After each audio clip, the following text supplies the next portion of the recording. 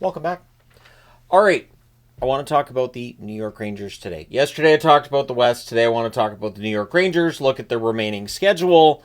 And the question that I think should be asked and could be asked at this point is, so are the Rangers a team that could be really dangerous come playoff time or not? Will they hold on to that last playoff spot? We're going to find out over the next month, aren't we? Now, since February 19th, so over the last calendar month, Panarin's been their leading scorer. 13 games, 6 goals, 9 assists, 15 points. JT Miller's played 13 games, 5 goals, 9 assists, 14 points. Now, I've seen a few different posts, and I've seen some in media like, oh, since they got Miller back, things have been really, really good. But over the last month, they're 6-5-2. So, has it helped? Maybe. But the team isn't exactly, setting the house on fire and just bulldozing their way up the standings. One game over 500 in a month. So, at any rate, Miller definitely, I think, helps. The one thing I find interesting is I don't think Zibanejad was having as bad a year as some might have been espousing. 13 games, 4 goals, 8 assists, 12 points over the last month for Zibanejad. I've been a fan of Mika's for a long time. So this season, I understand his play has dropped off, but I still think he can be a very useful top 6 forward. Trocheck, 13 games, 3 goals, 6 assists, 9 points. Trocheck's two-way game is fantastic. And he's probably the most important forward for the Rangers. I would put him in terms of importance ahead of Panarin this season. Will Cooley, 13 games, 4 goals, 4 assists, 8 points. It's been an up and down season for Cooley, but he's due to get paid, and we'll talk about that. Lafreniere, I think there has to be some disappointment that Lafreniere hasn't taken that next step this season. It feels like he's taken step after step each season, and this season has kind of been more of a holding pattern. 13 games, 1 goal, 5 assists, 6 points over the last month for Lafreniere. Brodzinski's been fantastic. If every player in the NHL had the work ethic of Johnny Brodzinski, we wouldn't be talking about anybody being lazy. 13 games, 3 goals, 2 assists, 5 points. Adam Fox has played 5 of the 13 games, and he has 5 points via a goal and 4 assists. K'Andre Miller, 13 games, 1 goal, 4 assists, 5 points. I think he's had a strong run recently, too. And then there's Chris Kreider. And I have Kreider on the board because I think if this team's going to get over the top in the playoffs, they're going to need a strong run from Kreider. 2 goals in 7 games over the last month. Kreider's points have been a little off. The goals are still there, but his points total is a little bit off from where you might expect them to be. And the Rangers are definitely a team that, will be looking. I think if this team gets eliminated in the first round or if they miss the playoffs, I think we'll see a move to either move Zibanejad or Kreider just to free up some money so this summer they can go out and spend a bunch of money. But that's just me throwing that out there. Now in net, Shesterkin 5-4-2 over the last month, a .910 save percentage. Good numbers. Jonathan Quick 1-1 with an .873 save percentage. But pretty darn good in that win that he had there. And when it's a small sample size, it's hard to really talk about a goaltender playing well or not playing well. Now, they've scored 39 goals. They've allowed 36. So, they're scoring more than they're allowing. That's a good recipe to make the playoffs. But the power play, surprisingly, has struggled. 11.1% over the last calendar month. Their penalty kill has remained strong at 82.9%. That power play has to be clicking at a better rate than that going into the playoffs, should they make it there, because you're probably going to be against either the Capitals. I guess if they go on a run from here and if New Jersey really bottoms out, they could end up playing Carolina, or they could end up playing one of the three-headed monster that's Florida, Tampa, Toronto, if they ended up against Florida in that first round. Whoever they end up against, that power play has to be better. They don't seem to be driving the play if the shots are to be watched and believed. 25.3 shots per game, 28.3 shots against. Maybe they're being a little bit more selective with their shots than usual, but 25.3 shots per game seems low, and so I would expect that to pick up. Now, they are currently the number 2 wildcard. However, they're only 1 point clear of Montreal. They're only 2 points clear of both Columbus and Detroit. They're 3 points clear of Boston and 4 points clear of the Islanders. That is a giant cluster, which is why I'm doing the video like this rather than looking at everybody's schedule down the stretch. I just wanted to talk about the wild card holder today, and then maybe we could look at a team that's chasing them later. I've talked about Boston in a recent video. I've talked about Detroit in a recent video. Believe I've talked about Columbus in a recent video. If I haven't, I'll fix that soon. Montreal, kind of a wagon at times this season, aren't they? So looking at the upcoming schedule for the New York Rangers. Tonight they're at home against Calgary. Calgary's on the second half of a back-to-back. They did kind of get embarrassed last night, though, by Toronto. And the team's pride is not to be underestimated.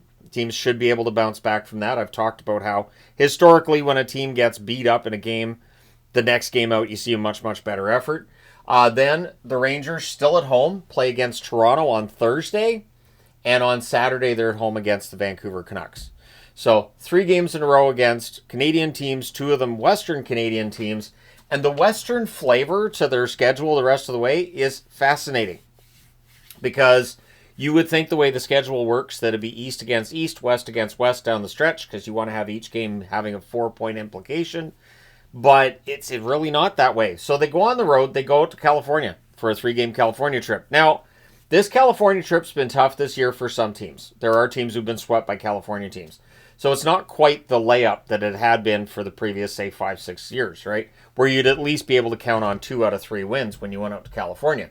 So on Tuesday, the 25th, so a week from today, they're in LA against the Kings. Then on Friday, they're in Anaheim against the Ducks. That's great that they get a couple days off between the LA and Anaheim game because those 2 teams are right next to each other. And so that bodes well for the Rangers. And then on the Saturday, so the next night after playing in Anaheim, on the 29th, they're in San Jose. So would I be surprised if they won both? No. But would I be surprised if they split them? I wouldn't be surprised by that either because Anaheim is capable of an upset or 2. And San Jose, the drive for 20-plus wins is something I'm going to keep throwing out there, and I'll throw it out there again here. So you don't want to take a team lightly, and in the situation the Rangers are in, I don't expect them to, right? I don't expect to be standing here next Saturday night and saying, man, I don't know what happened against San Jose. The Rangers know how much they need that game. Really. And honestly, when you have that many teams chasing you down, the coach shouldn't really have to say a whole lot. You should be plenty motivated to go out there and win. So after that game on the 29th of March, we get into the April portion of the schedule, thus the color change. So the rest of March is largely Western-based teams. Outside of Toronto, they're all Western Conference teams. And then to start April, it's a Western Conference team as well. They come home and they play on the Wednesday, the 2nd of April, against the Minnesota Wild. So the Minnesota Wild are the last Western team that they're going to see, but there's a lot of Western flavor in there. Then they go to New Jersey on Saturday, the 5th of April. So that'll be an entertaining game. Rangers-Devils is always entertaining, but there's playoff implications to that game, so there you go. Then they come back home on Monday the 7th to play against Tampa Bay. Then they're at home again on Wednesday, the 9th of April against Philadelphia. Winnable game? Yes. The Islanders, they're in New York against the Islanders on Thursday the 10th. So that's the second half of back-to-back. Makes sense to have back-to-backs where you're going from playing at home as the Rangers to playing on the road against the Islanders. Not too far from one another. And then on Saturday, so there's a day off, and then on Saturday the 12th of April, they're in Carolina. Not an easy task at the best of times. And then on Monday the 14th, they're in Florida. And they end the season on Thursday at home against the Tampa Bay Lightning, Thursday the 17th, which is the last day of the regular season.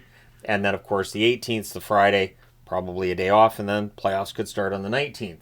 So if the playoffs start on the 19th and if the Rangers are involved, at the very least, they will have only played a couple of games since that Saturday before. They should be pretty well rested going into the playoffs, considering rest being what it is during an 82-game schedule and all. Now, there is some business to keep an eye on for this summer. Cooley's due for a raise. He is a restricted free agent. Keandre Miller is a restricted free agent as well. So, in the event that we don't see the New York Rangers take that next step, we could see a situation where the team decides to move on from one of its veteran players to free up some money for unrestricted free agency this summer. And yes, the eyes would probably go towards Zibanejad first, but I think there'd probably be some mention of at least a couple other players too. But that being said, Panarin is an unrestricted free agent in 2026. So if they wanted to talk extension with Panarin, technically they can do that in July, and they could extend Panarin as of July the 1st, 2025, for the season of 2026, 2027, and beyond. I'm not saying they're going to, I'm just saying that they can. And that if Panarin doesn't live up to expectations in the playoffs, it's a big cap hit for Panarin. And with 1 year left on his contract, what would his status with the New York Rangers be? Could he be a rental at next year's deadline? Even in the event they're a good team, what do you do with Panarin if you don't feel like he's able to get you over the hump in the playoffs? Now, one question with the New York Rangers that I'm going to throw out there, and I'd be interested to know Rangers fans' thoughts. We've talked about Chris Drury a lot this season. He's been praised at times. He has been criticized at others. I think there's validity to both sides. I think that he's made some tough moves. He's made some good moves. He's also made some that are kind of questionable. He has dealt with a seemingly divided locker room. I haven't heard anything about a divided locker room in New York for a bit now. Maybe there were certain players that were part of that. Maybe whoever was reporting it has gone off the team. No idea. But I haven't heard anything about anything being divided. But when I was getting ready to watch the last Rangers game, and it was national broadcast the last time I heard this about how the Rangers are, doing really, really well, and this is since they got Miller, and I'm thinking, well, they've been playing all right, but this isn't just, Miller comes in and everything necessarily is based on him playing well. I think the team has played better, but their results still have been very up and down. So the assumption seemed to be out there of whether or not they were going to get a playoff spot. And I still think they have a roster that is good enough to get a playoff spot, but we just don't know. We won't know which of these teams is going to make it until probably April 17th. I think this is going to go down to the wire. Now, through 68 games, the team is 33, 29, and 6. And it's notable because of the last 4 years, it's easily the worst record they've had.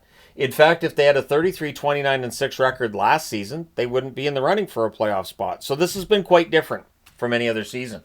Last year, through 68 games, there were 45, 19, and 4. The previous season, 39, 19, and 10. The year before that, 44, 19, and 5. I still think there's a very good team here. And I think with Shesterkin as their goaltender, with Panarin up front, with Fox on the blue line, you have the ingredients here for a team that could go on another run in the playoffs. But championships are what people really pay attention to more than anything else. I don't know if there's a championship roster here. I'll be interested to see what happens from here going forward. And if they miss the playoffs or if they go out early in the playoffs, I would think we'll see some pretty big changes start to take place. Because one thing with Chris Drury, whether you love him or hate him, he has not been shy about making changes when he feels they're necessary.